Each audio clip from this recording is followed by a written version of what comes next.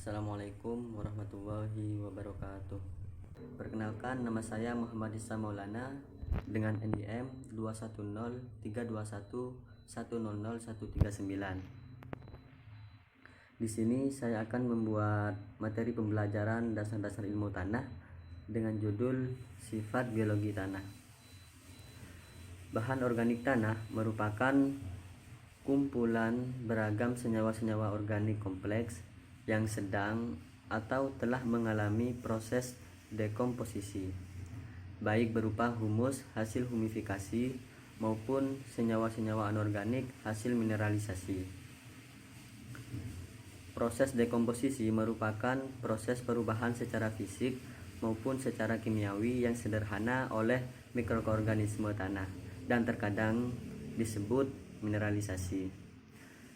Peran bahan organik di dalam tanah ada 3. Yang pertama yaitu memperbaiki sifat-sifat fisika tanah, yang kedua memperbaiki sifat-sifat kimia tanah, dan yang ketiga memperbaiki sifat-sifat biologi tanah.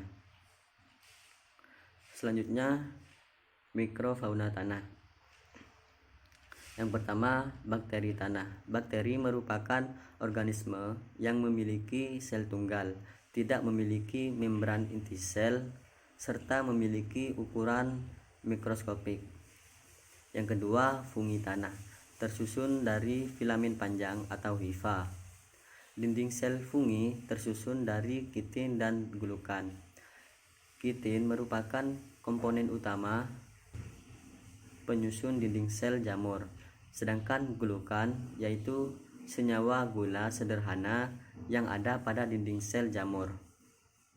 Yang ketiga yaitu Actinomycetes, yaitu bakteri gram positif yang tumbuh sebagai filamen sel yang bercabang dan hidup dari berbagai bahan organik yang membusuk.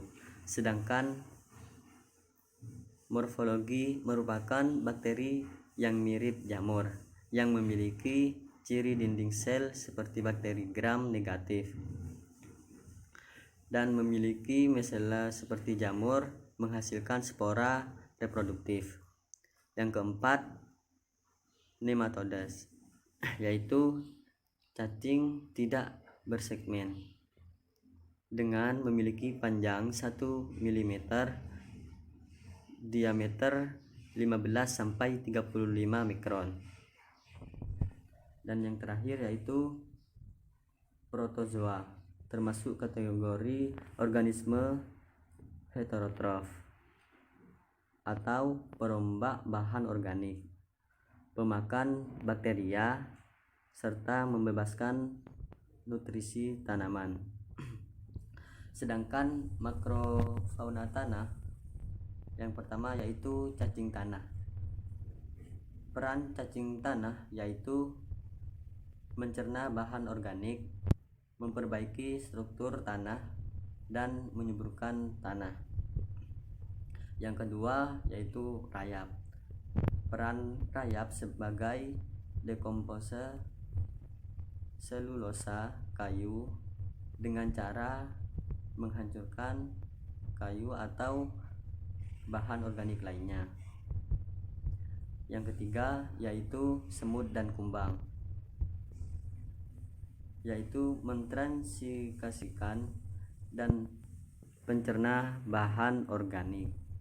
Yang keempat yaitu Oribatid meter, yaitu memakan mikroflora dan bahan tanaman dekomposer atau perombak bahan makanan organik.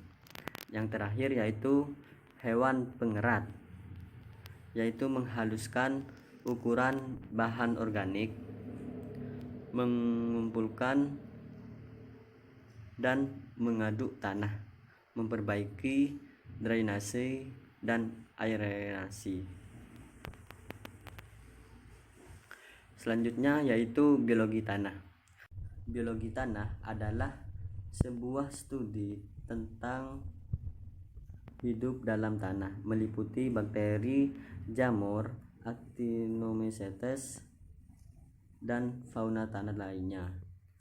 Biologi tanah erat kaitannya dengan proses fisik dan kimia dalam tanah.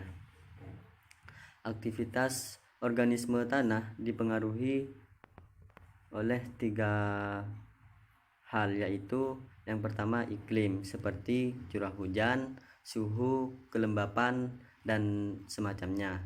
Yang kedua yaitu dipengaruhi oleh tanah seperti pH, porositas, kelembapan, toksisitas, dan lain-lainnya. Yang ketiga yaitu vegetasi seperti hutan, padang rumput, dan semacam-macamnya. Mungkin itu saja pembelajaran materi pelajaran dasar-dasar ilmu tanah. Saya cukupkan. Wassalamualaikum warahmatullahi wabarakatuh.